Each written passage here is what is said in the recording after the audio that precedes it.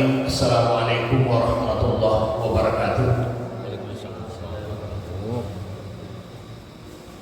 Alhamdulillahilladzi nahmaduhu wa nasta'inuhu wa nastaghfiruh wa na'udzu billahi min shururi anfusina wa min sayyiati a'malina. May yahdihillahu fala mudilla lahu wa man yudlil fala hadiya lahu. Wassalatu wassalamu ala asrafil anbiya'i wal mursalin Sayyidina wa maulana Muhammadin wa ala alihi wa ashabihi wa man wala. Subhanaka la ilma lana illa ma 'allamtana innaka antal alimul hakim. Rabbi shrah li sadri wa yassir li amri wa hlul 'uqdatam min lisani yafqahu qawli. Bapak-bapak dan saudara-saudara kaum muslimin dan muslimat jamaah pengajian subuh, insyaallah dimuliakan Allah Subhanahu wa taala. Alhamdulillah, marilah kita bersama-sama kembali memanjatkan puji syukur kehadirat Ilahi Rabbi, di mana sampai detik ini kita masih diberikan kesehatan, kesempatan dan kekuatan sehingga kita dapat hadir bersama-sama dalam rangka menghadiri majelis taklim. Mudah-mudahan setiap langkah kita menuju rumah Allah ini diberikan pahala Allah Subhanahu wa taala. Bapak-bapak dan saudara-saudara, satu ketika Rasulullah sallallahu alaihi wasallam bersabda, "Iza marartu yadul jannata fartau." Apabila kamu melewati teman-teman surga, fartau, hendaklah kamu singgah. Maka ya Rasulullah, Manul jannah, apakah ada taman surga di dunia? Kata Rasulullah, ada jannah majelis taklim, majelis ilmi. Taman-taman surga itu dunia adalah majelis taklim. Berdasarkan hadis ini dapat kita simpulkan bahwa tempat yang paling mulia bukanlah tempat di kafe, bukanlah di hotel dan bukanlah pinggir pantai, tapi tempat yang mulia di dunia ini adalah majelis taklim. Saking baiknya namanya majelis taklim, digambarkan Rasul seperti taman surga.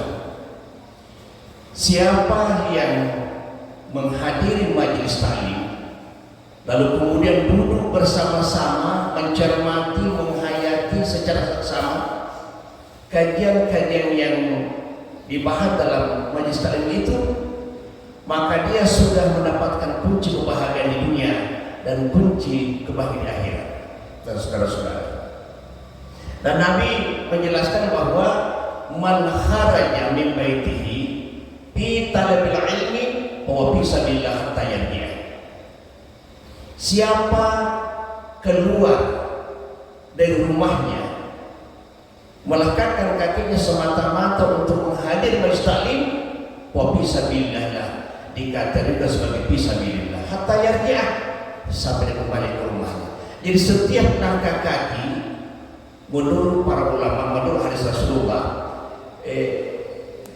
pada zaman Rasulullah dulu, Rasul bersabda bahwa satu langkah kaki itu mendapatkan 3 keutamaan. Pertama adalah satu langkah kaki di satu ibadah, yang kedua diangkat derajatnya, yang ketiga mengumpulkan dosa. Jadi semakin banyak langkah kaki masjid, semakin banyak keutamaan. Lalu sahabat banyak memindahkan rumahnya, yang tadi berkata dipindahkan jauh-jauh. Kenapa? Supaya langkahnya ke masjid. Jadi alangkah bagusnya kalau misalnya kita berkata ke masjid, lalu ke masjid. Tapi alangkah lebih bagusnya lagi kalau kita jauh dari masjid ke masjid menghitung setiap langkah. Kita katakan tadi bahwa setiap langkah dari rumah kita menuju ke masjid, pertama diberikan keutamaan, yang kedua menguburkan dosa, yang ketiga adalah diangkat derajatnya oleh Allah Subhanahu wa taala. Dan kita dikategorikan sebagai orang fisabilillah. Sekiranya dia pada saat dia menghadiri majelis taklim lalu meninggal, maka masuk kategori fisabilillah. Hatta yang dia sampai balik ke rumahnya. Kenapa demikian? Karena Bapak dan saudara-saudara, memang namanya majelis taklim ini adalah sesuatu yang sangat dianjurkan oleh Rasulullah SAW. Bahkan Nabi mengatakan utlubul ilma minal mahdi ilal lahdi. Tuntutlah ilmu pengetahuan sejak dari ayunan sampai ke liang lahat. Jadi menuntut mengkaji ilmu Allah ini tidak dibatasi oleh umur. Tak sama dengan sekolah. Karena ada batas tertentu bahwa apabila sampai begini bisa lagi. Tapi menuntut agama Allah tidak dibatasi oleh usia. Bahkan orang yang meninggal dunia pun masih perlu belajar. Kata Nabi, lakinu bidzikrillah ilaha illallah. Ajari keluargamu ketika sakaratul maut membaca la ilaha illallah. Jadi sedangkan saja yang meninggal orang wafat masih diperlukan bimbing belajar. Bimbinglah, lakinu, ajari, bimbinglah keluarga sakaratul maut agar bisa mengakhiri ucapan dengan la ilaha illallah. Man akhirul kalami la ilaha illallah. Siapa yang mengakhiri ucapannya la ilaha illallah, maka dia akan masuk surga oleh Allah Subhanahu wa taala.